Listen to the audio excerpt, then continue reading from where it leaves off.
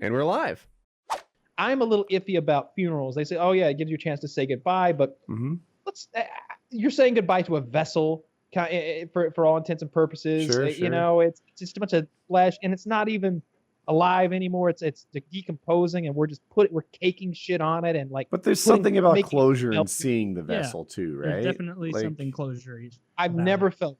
In all the funerals too, it's always been like, nah, I saw grandma last week. She was like dying in pain, and we said goodbye and everything. And like now, this is like just a body in a box. One of the steps of grieving is denial, right? And then like you negotiate. Is it negotiating? Is that what they call the other one? So I feel bargaining. Thank you. So maybe the funeral helps you get through some of those stages or forces them upon you. Where like, definitely dead. Did the funeral. This story makes me sad more than anything. It is a sad story. This is someone who like loved his wife so much, and that like it wasn't you would hope that it wasn't like any creepy shit going on for those 6 days. Like mostly, I bet it was a dude laying there crying that the love of his life was gone. He's like, nothing's gonna be the same ever. Like I've got my son, but this person, like they were my other half. Like I don't know. That's really, really sad. That's the thing about death, and it's so obvious. I'm gonna hear what I'm about to say, but it's so permanent and irreversible. And like, is it? When I was young, my grandmother died. You don't want to open that box, Morty. That was the first. It was like, man, like this stays this way forever. There's nothing you can do to fix it, to make it better. I think we'll fix it. I think we'll eventually fix it. No, no matter what we do, or maybe there's a way to like preserve your brain forever or something. But even then, like your brain breaks down.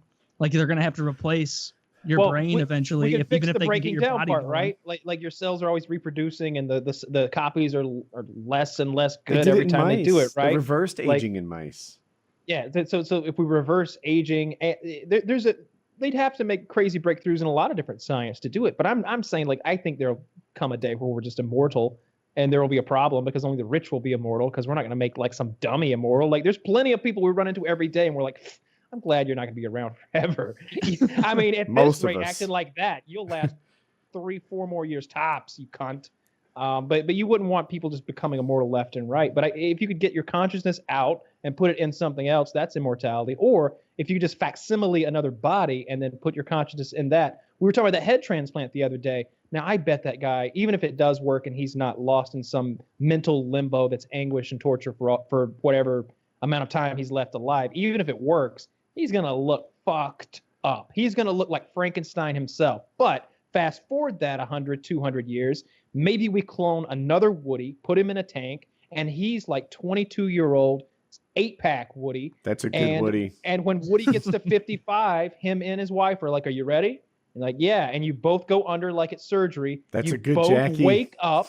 You both wake up 22 years old, and you go about your day. It cost $800,000 each, but goddamn, if it wasn't worth it, let's live another life now. Let's just no die. Reason that doesn't happen. If you can't afford it, it's easy to get rich. So here's my thing, right? Getting rich, incredibly easy if you're immortal, right? You can just put money in the S&P 500, ignore it, even small amounts for like 100, 200 years, skyrockets, right? Amazing. That whole idea of like it doubles every 10, 12 years. You don't have to start with much before that becomes real cash. That's how you ever see Interview Bill with a Gates, Vampire? In 30 years will turn 87 billion into $1 trillion, right? It seems like he's a far away, but if it doubles every 10 years, it gets there quick. So yeah, if you could live longer, it'd be easy to get wealthy. In all the intelligent vampire movies, the vampires are crazy wealthy because they've been like, he's like, yeah, I mean, I've been investing since before the Confederacy. I had Confederate dollars. Like there's all kinds of. You saw that in True Blood, but also in like Interview with a Vampire. Like Brad Pitt's character was like super rich by the end of it. I always like that idea that like immortality would instantly equal wealth. Yeah, because it would just become a waiting game of maybe we can get in a startup. So by the time I'm 50, I'll be rich. It's like, no, I'm just gonna leave it there in the low and just let it build. And if it doesn't happen by the time I'm 70. Fuck it. I'm only 70. I'll be 140 soon. What's the rate on a 250-year certificate of deposit? Like, get that 250-year CD. Yeah. Are you sure, sir? Like we don't. Yeah. Oh yeah. Give me the quarter millennia CD. Yeah, This is worth a boatload. Yeah. yeah. The hard part about getting rich is doing it while you still like it, while you still need it.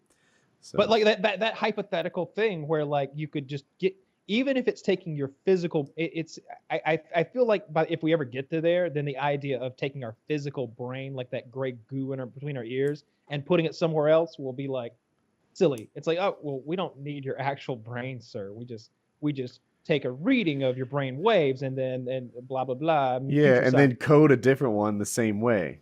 And there you go. Yeah. You'll wake up and you'll remember all of this, including this conversation. See you in 5 seconds. And you're like, what? And then you'll wake up and you're 22 and you're ripped. Like that would be the best. Be the best. I would get my front handsprings back. You'd pay anything for that. Like whatever that cost, you'd start working on that. That's the problem with capitalism in medicine, right? You need it so bad, you just pay for everything. Maybe it's the best part about capitalism with medicine, because how would we ever fund our immortality drugs and techniques if we had a socialist system? Yeah, we wouldn't. I hear both sides. If we're ever going to get to fucking immortality drugs, we make everybody live for 5 extra years instead of making the rich live for 500 extra years. I need to be alive 200 years from now to let people know that the rich shouldn't be able to live longer. I'm doing it as a service, if anything. You know what I'm saying? It's like, Bernie, you're in the body of a Greek Adonis. You got a new voice box? It's it's so you know I'm the same person. I know, you can totally see, right? I still left the shit in the corners of my mouth so that you know. He's 22 years old. He's fucking ripped. He looks like Logan or something. Wolverine. And his hair is all fucked up but brown. Braving around.